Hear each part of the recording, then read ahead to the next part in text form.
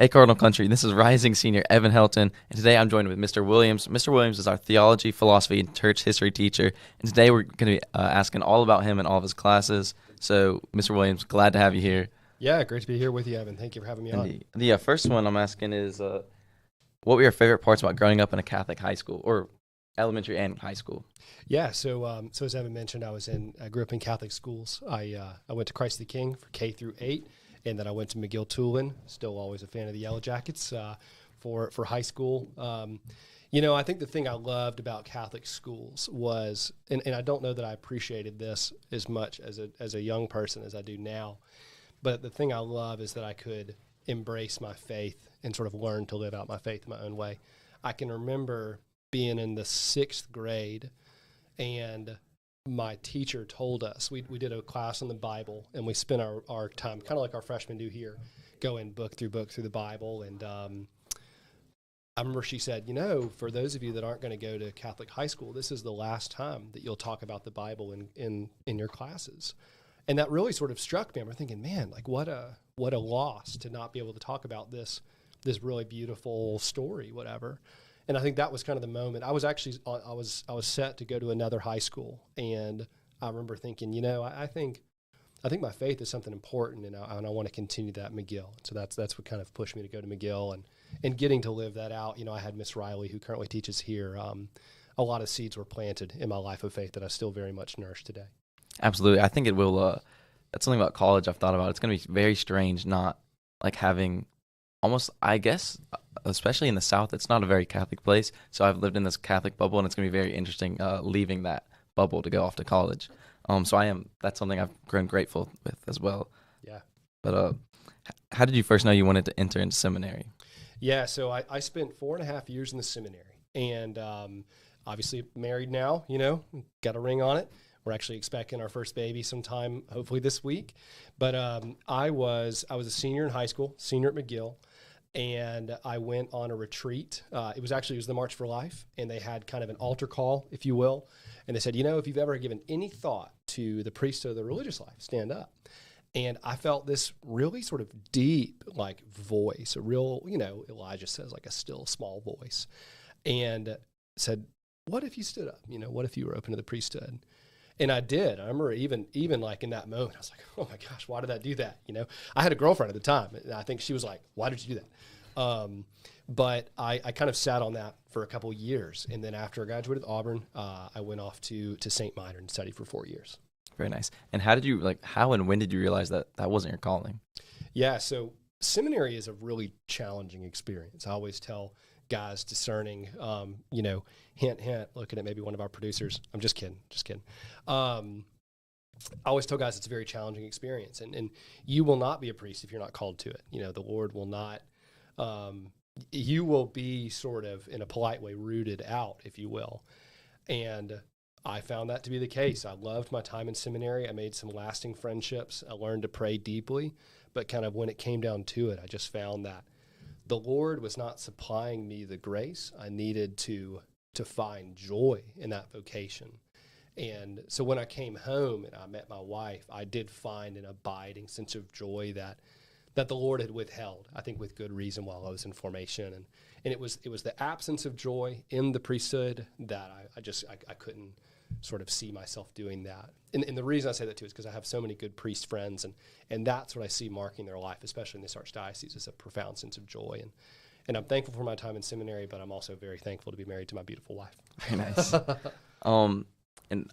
You've mentioned that you like cooking, and you're a great cooker, I assume. So what are your favorite meals, and how did you get into cooking? Man, so, I got started cooking kind of during the time of COVID. Up at the seminary, so I was still in seminary during COVID, and up at the seminary, we had this, we were in a cafeteria, all of our meals were from there. And when I got home, lo and behold, my mom was not as inclined to just cook all the time like the seminary was. And so it was kind of by necessity in part. I really just said, well, I like this dish that I'd had at some point, so why don't I try to learn to cook it? And that's just sort of blossomed into a real fun kind of, my philosophy students, we would call it leisure, right? This weekend, I smoked a brisket for the first time, so that was fun. And as a little treat for my wife, we made some brownies, and I made a a rose whipped cream. So I took rose petals and sort of infused simple syrup with that, and then made a whipped cream out of it. So it was really good. Very nice sounding. Yeah, it was a nice treat. Ooh. Who's your favorite saint and why? Gosh, who's my favorite saint? That's a question I think that changes as I go into different stages in life. When I was in formation, for example, Father Solanus Casey was a very powerful intercessor for me. Solanus was a priest from this country who he was not a great student. He had a hard time learning languages, but he was profoundly holy, and that really sort of inspired me to kind of learn to pray. Now that I'm a married person, I feel much more drawn to the writings of, say, Pope John Paul II, in the Theology of the Body.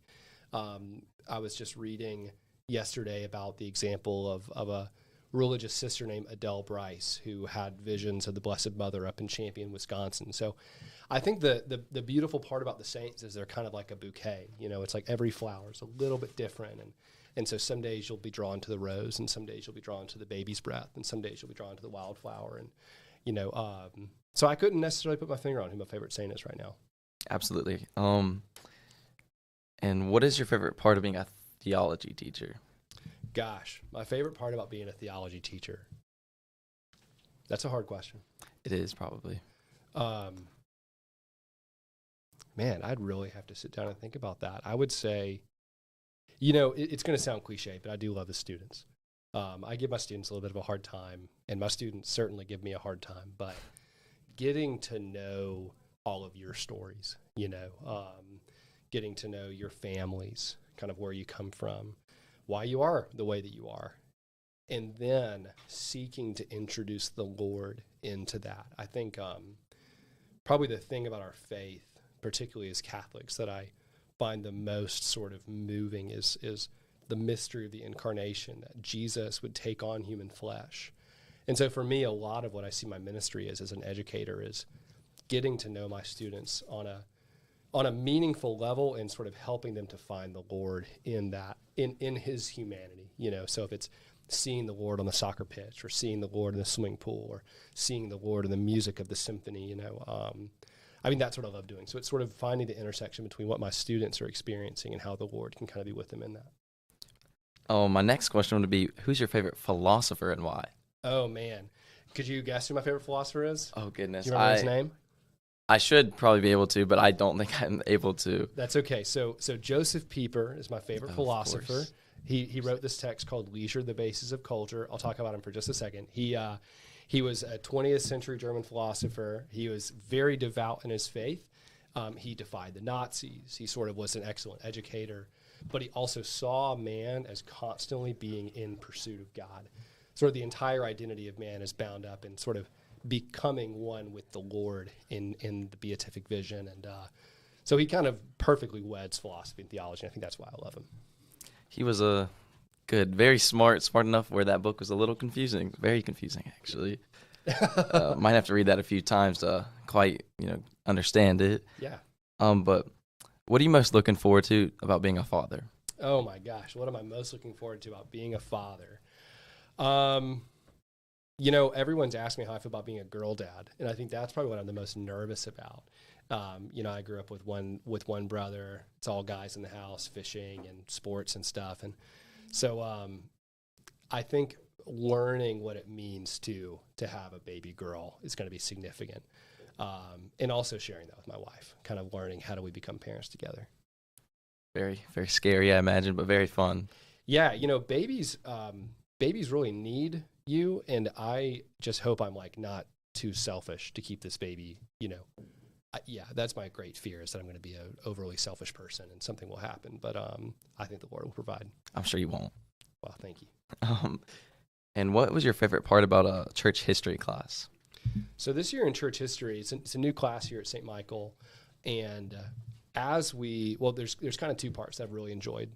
The first is we have this project called the Light to the Nations, and the idea is that we have all these issues coming up in the church, right? Confusion around the synod on synodality, or abuse crises within the church. But part of the thing I wanted to drive home to my students is that none of this is new. As sad as that is, none of the issues we see in the church today are new. And so the vision for the project is, how do we respond to these issues today in light of what the church has gone through in the history?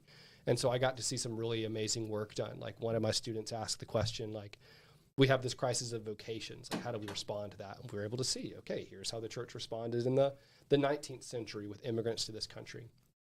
And then the other big thing, which I really, really love, has been our Lives of the Saints project. So, Evan, every week a student has to come in dressed as a saint, and they basically become the saint. So we sort of have this vision of, like, we're having a vision of the saint coming down from heaven. So last semester, Jarrett Johnson sort of took on the visage of Augustine of Canterbury, and so he talks about the founding of the church in England, and also gives some words of wisdom to our students. And it's just a lot of fun. It helps the saints come alive. It does sound a lot of fun, actually. And my last question was, well, I mean, I already asked you about your favorite philosopher, but do you have a favorite memory or moment in philosophy class this year? From our course this year? Yes, sir. Gosh, we do this project on the modern and traditional art, and who was Kate Baranko did that image of the cow. That was very interesting. So strange. She found this this artistic work, I guess you call it art, I don't know, of a cow that had been cleaved in half, and Kate had to try to explain why this was art. And I think that's the beauty of the project, is trying to figure out, okay, why is modern art the way that it is?